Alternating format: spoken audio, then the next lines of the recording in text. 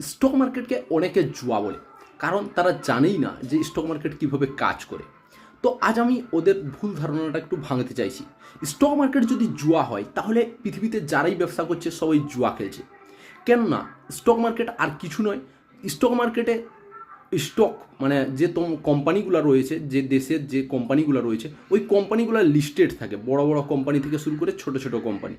ওই কোম্পানিগুলোতে তুমি যদি ইনভেস্ট করো, ঠিক আছে না, ওই কোম্পানি যদি প্রফিট করে তাহলে তোমার প্রফিট হবে, ওই কোম্পানিগুলো যদি লস করে তাহলে তোমার লস হবে। তো এটা তো ব্যবসাই হচ্ছে না, এটা কথা থেকে জুয়া হচ্ছে। হ্যাঁ, তুমি যদি না জেনে বুঝে ব্যবসা করো তাহলে তো লস হবে, তাহলে তো জুয়া হবে। ওটা ব্যবসার ক্ষেত্রে হোক বা স্টক মার্কেটের ক্ষেত্রে হোক।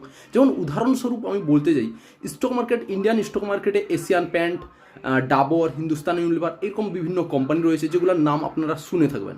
তো এই কোম্পানিগুলার শেয়ার আপনি কিনছেন ডাইরেক্টভাবে শেয়ার মার্কেট থেকে, তো এগুলো জুয়া কীভাবে হচ্ছে?